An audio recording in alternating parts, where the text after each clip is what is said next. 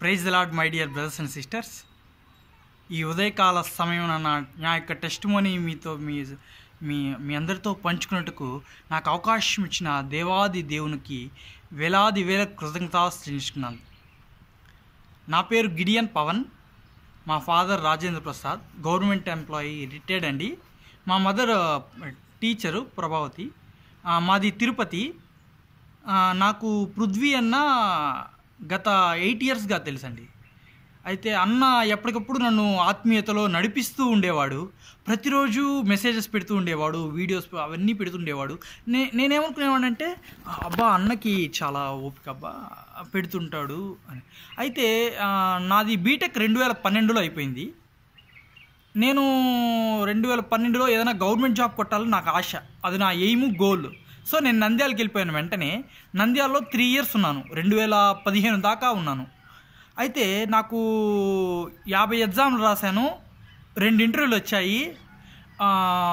First ఏమైందంటే IBPS PO 2013లో నాకు 0.40లో job పోయింది. అయితే నెక్స్ట్ ఇయర్ 2014లో సేమ్ సెకండ్ లిస్ట్ పెట్టాడు. నాకు వేరే అన్నకి 32.80 సేమ్ మార్క్స్. కానీ నా ముందర ఒక అన్నకి జాబ్ వచ్చింది, నాకు రాలే. మళ్ళీ ఏందబ్బా రీజన్ అండ్ నోటిఫికేషన్ మొత్తం చెక్ చేస్తే ఇద్దరికి ఎవరికైనా సేమ్ మార్క్స్ వస్తే ఏజ్ ప్రియారిటీని బట్టి జాబ్ ముందు వాళ్ళకి ఎవరికి ఏజ్ ఎక్కువ ఉంటే వాళ్ళకి వెళ్ళిపోతుందంట. అప్పుడు నా ఏజ్ 24. సో వేరే అన్నకి ఏజ్ ఎక్కువ ఉంది కాబట్టి వెళ్ళిపోయి ఉంటుంది. సో నేను చాలా నిరుత్సాహపడ్డాను, డిప్రెషన్లోకి వెళ్ళిపోయాను. అయితే చిన్నప్పుడు నేను బాగా దేవుని పనులు చేసేవాడిని. కానీ ఎప్పుడైతే ఇంటర్ డిగ్రీ వచ్చిందో నాలో భక్తి తగ్గిపోయింది. బైబిల్ చదివేది లేదు, నామకే వాస్తే క్రిస్టియన్, ఇంకా ఊరికే చర్చికి వెళ్ళి రావడం అలా. అయితే నేను ప్రతిసారి ఇంకా ఎప్పుడైతే 2015లో ఇంటికి వచ్చేసానో, ఇంట్లో నేను సాఫ్ట్వేర్ ట్రై చేశాను. 2-3 ఇంటర్వ్యూలకి వెళ్ళాను. అయితే అందరూ ఇదే ప్రశ్న, ఈ 3 ఇయర్స్ ఏం చేస్తున్నావు బాబు, నువ్వు ఎక్స్పీరియన్స్ ఉందా, ఫ్రెషర్సా అని అడిగేవాళ్ళు. నాకు చాలా నిరుత్సాహం అనిపించింది. చెన్నైకి వెళ్ళాను, హైదరాబాద్కి వెళ్ళాను, బెంగళూరు 3-4 ఇంటర్వ్యూలు అటెండ్ చేశాను. చాలా డిసప్పాయింట్ అయ్యాను. సో ఇంకా ఇది సాఫ్ట్వేర్ వర్కౌట్ అయ్యేది కాదని చెప్పేసి ఇంట్లో కూర్చొని అలా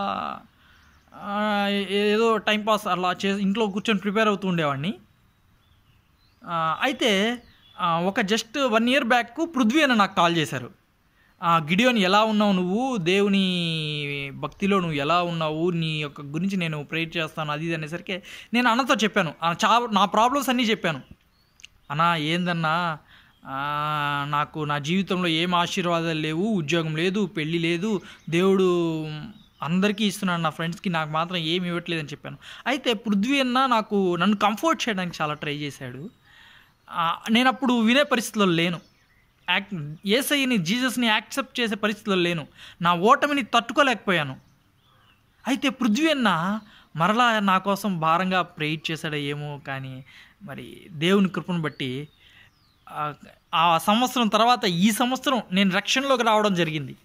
పాపం పృథ్వీ అన్న ప్రతిరోజు నాకు మెసేజ్లు పెట్టడం, దేవుని వాక్యాలు పెట్టడం, బలపరచడం, నా కోసం ప్రార్థన చేయడం. ఆ అన్న ప్రేయర్ చేసిన 1 ఇయర్కి బహుశా నేను దేవుని అలా కృపలో మారడం జరిగింది. అంటే పాపం ఆ అన్న ఎంతగా ప్రేయర్ చేసి ఉంటాడు పాపం నా కోసం, ఒక ఆత్మను రక్షించుకోవడానికి కోసం ఆ అన్న ఎంతగా ప్రయాసపడ్డాడో. దేవునికి స్తోత్రం, ఆమేన్. ఇప్పుడు నాకు ఒకే ఆశ. ఒకప్పుడు ఏముందంటే మంచిగా బ్యాంక్ PO అయిపోవాలి, ఒక పెద్ద ఇల్లు కట్టుకోవాలి, కారు కొనుక్కోవాలి, పిల్లలు ఉండాలని. కానీ ఇప్పుడు నా ఆశ ఏంటంటే నాలాంటి ఎంతోమంది యవనస్తులు దేవుని రక్షణ లేక చనిపోతున్నారు. అలాంటి వాళ్ళ మధ్య నేను వాడబడాలని చెప్పేసి నేను ఇప్పుడు లాక్డౌన్ సమయం కాబట్టి నేను బయటికి ఎక్కడికి వెళ్ళలేకపోతున్నాను. నాకు దేవుడిచ్చిన నేను తలాంతు వర్షిప్ నేను అలా చేసుకుంటూ వెళ్ళాను.